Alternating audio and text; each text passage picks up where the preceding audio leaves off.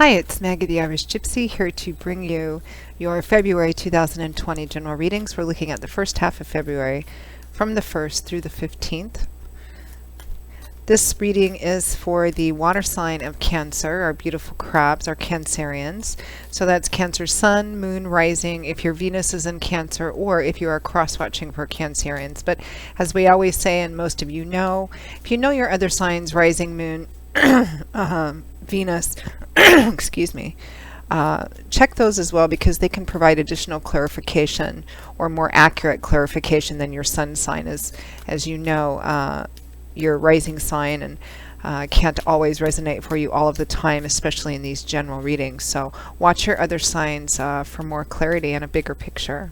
So welcome everyone, welcome to newcomers and first timers, and welcome back to followers and subscribers. Thanks for being with us today.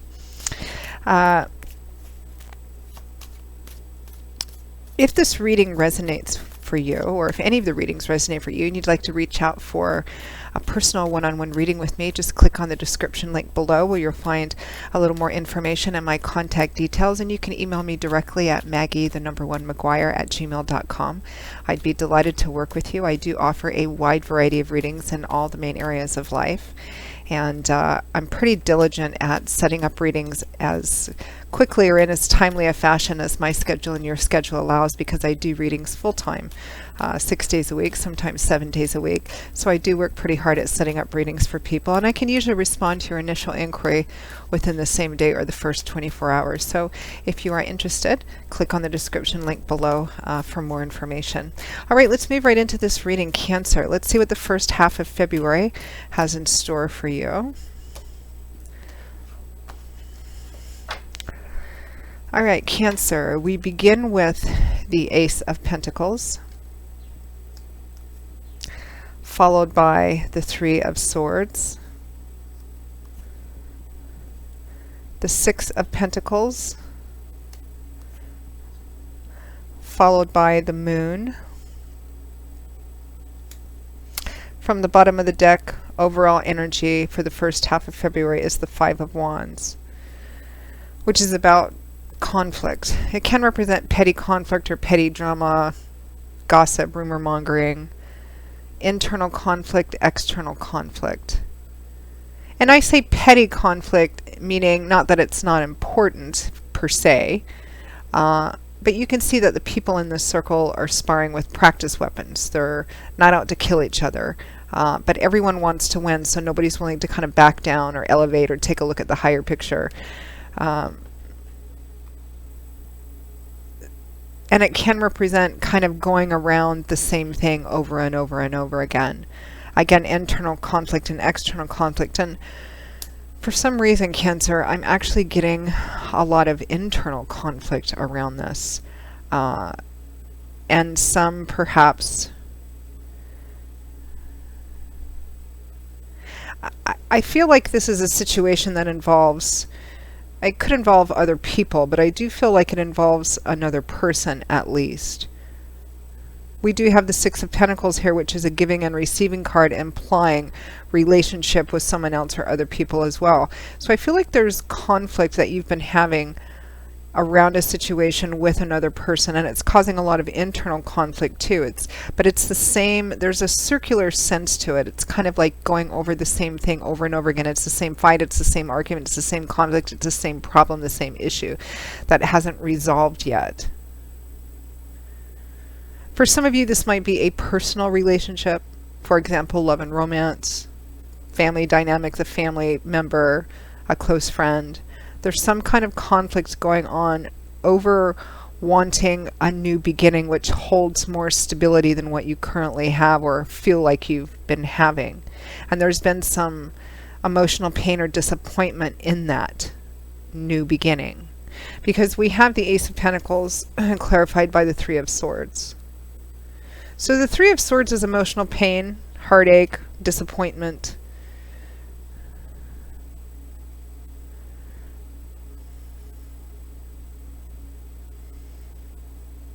And it's clarifying the Ace of Pentacles, which is a new beginning. Aces are the number one. They represent the start of something new, a new beginning, or the opportunity for that. Pentacles is earth energy.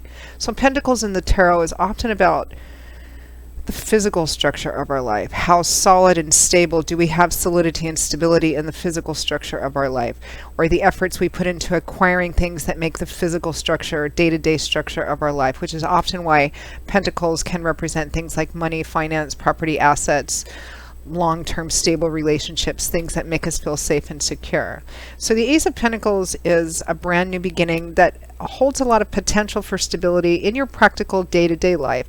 Sometimes this could be a new job, moving or relocating, a new project, a new business, a new project, a new beginning that holds the seed, the promise of further stability to come. Sometimes it can represent receiving perhaps an unexpected sum of money or type of resources that enable you to have a brand new beginning. And it is next to the Six of Pentacles, which is a card of giving and receiving, being on the giving end or the receiving end of something. So both of these cards together, because they're side by side as well, all the cards relate to each other. It's not just about the cards that we pull specifically to clarify underneath, but it's also about how the cards relate to each other as a whole. And again, I'm getting this sense of tremendous inner conflict.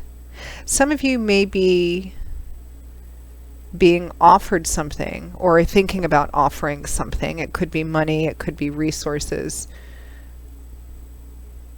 You may be being offered something, but the energy underneath it is the Three of Swords and the Moon. So we have this emotional pain, disappointment. The moon can represent many things, deep subconscious sort of spirituality, those stirrings. But it can also represent a lack of clarity, cloudiness, confusion, not having something kind of stirring, maybe spirit trying to tell you something and it not being quite clear to you yet. It can also represent hidden fears, subconscious fears, or unrealistic fears. I mean, the moon sheds light. The sun sheds light, the moon sheds light, but the moon sheds a different type of light than the sun does. What the moon illuminates can sometimes twist or distort. The sun shows things in their reality and clarity. The moon can cast shadows with its light. So, the gnarly old tree in the backyard can sometimes look like a monster or a bear or something of that sort. So it can represent, having fears.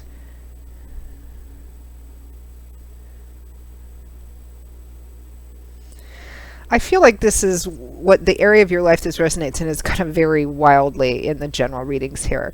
Some of you, it might be job, work, and career. You may be being offered something, a promotion, a new job, the opportunity to start a new job offer, or a new role in an already currently existing company, the opportunity to move or relocate, or perhaps finances or money or something that enables you to have a new beginning. I feel like it's on offer here. But there's this conflict around it, and there's this uncertainty around it too. And here's a very specific message I'm getting for probably just a few of you. I feel like there's been something that you've been wanting for quite some time, the source of this conflict. And in personal relationships or love and romance relationships, this might be wanting the relationship to progress to another level, a deeper level of commitment and responsibility or establishment, whatever that might mean to you. It could be within a company. You've been pushing and pushing to get to a next level, a higher level, a promotion, etc. Some of you, this could be moving to a new place, moving into a better place. I mean, I feel like the conflict has been, regardless of what the specifics and details of it are, because it's going to vary in a general reading, there's so many of you watching, the conflict has been because you've been pushing for something new, something different, the beginning, to have a new beginning, to start off on a new path that holds the promise of more stability than what you currently have now, whatever the situation is. And I feel like either that's being offered or you've offered it, but there's this sense of, I feel specifically like some of you are no longer sure if you want it. which is interesting because it looks like for some of you, it's on offer.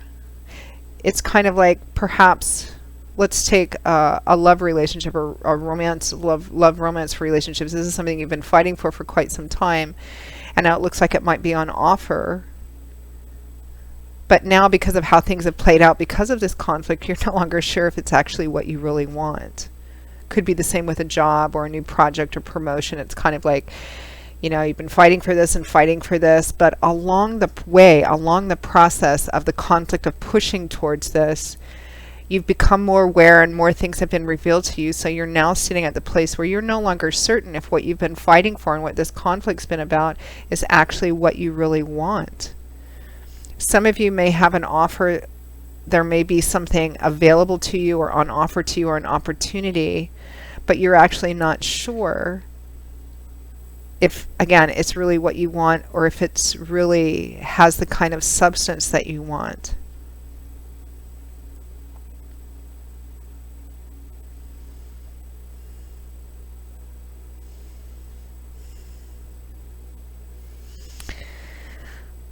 For a handful of you, this is a continuing conflict about wanting something or having offered something to start on a path, again, that leads to more or increased stability, solidity, continuity, safety.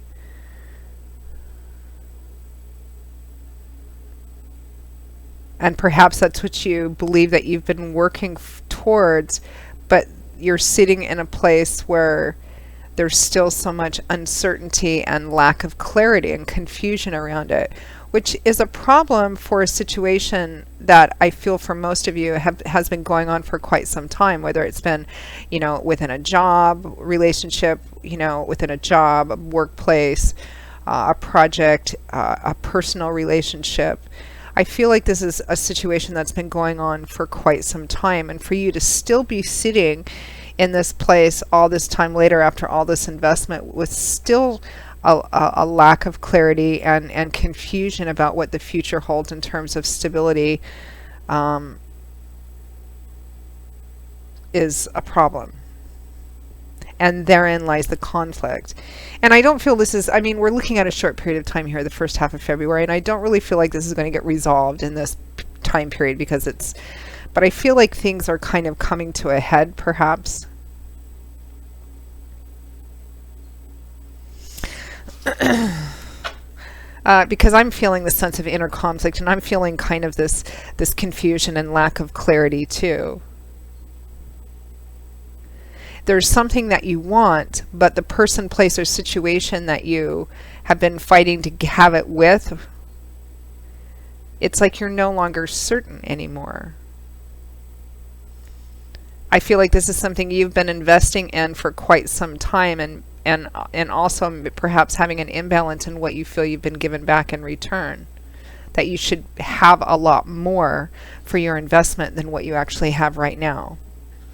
Whether it's personal or business, business can be personal too.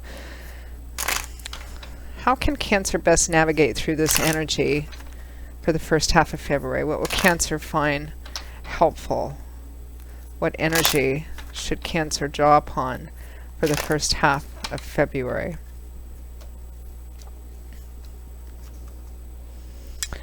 The Queen of Swords, and right behind it is the Four of Cups. Interesting. So the Queen of Swords is asking you to set your emotions aside. I mean, we're human beings. Emotions are part of our makeup. It's part of what makes us human. And the Queen of Swords has emotions like anyone else, but she's had a long and often difficult road behind her. She is sometimes in the tarot dubbed or nicknamed, you know, the divorced woman or the widowed woman. This is somebody who's had a long and often challenging or painful road behind her, and she's learned a lot of valuable lessons, but a lot of those lessons have come at a pretty high cost, and it's left its mark upon her. The light which is shining off of her sword, and swords is air energy, truth, illumination, what goes on in our heads, cerebral mental energy, and the light that's on her crown, on her brow, is the light of absolute clarity, of reality, of seeing things as what is, the wisdom that comes from seeing truth and using that truth. So the Queen of Swords may have all kinds of feelings and emotions around the situation, like it's obvious you do, Cancer, of course, being that water sign as well. But the Queen of Swords doesn't make her decisions and evaluates. She evaluates whatever's in front of her, whatever's in front of you, and puts her emotions to the side to actually take a look at, okay, what is actually real here? What is the reality here? I feel this way. I wish this could be this. I all of these emotions, but putting the emotions aside, what's the actual reality? Evaluating things for what they are, not what we wish they would be or hope they would be or want them to be, but what they actually are, and making decisions based on that, rather than allowing yourself to be emotionally led and making decisions based on emotions. Because you know, emotions can lead a lot of us to stay in situations which are not good for us or have run their course longer than we should, because emotions keep us there, or the hope of something changing or becoming something else keeps us there. But you're being asked to manifest the energy of the Queen of Swords. Queens and kings are at the top of their suit. She's at the top of this air energy, so she's reached a place in her ability to think clearly and see things clearly, regardless of what her emotions are. She's reached a place, because she's a queen now, she's matured beyond that page and knight energy.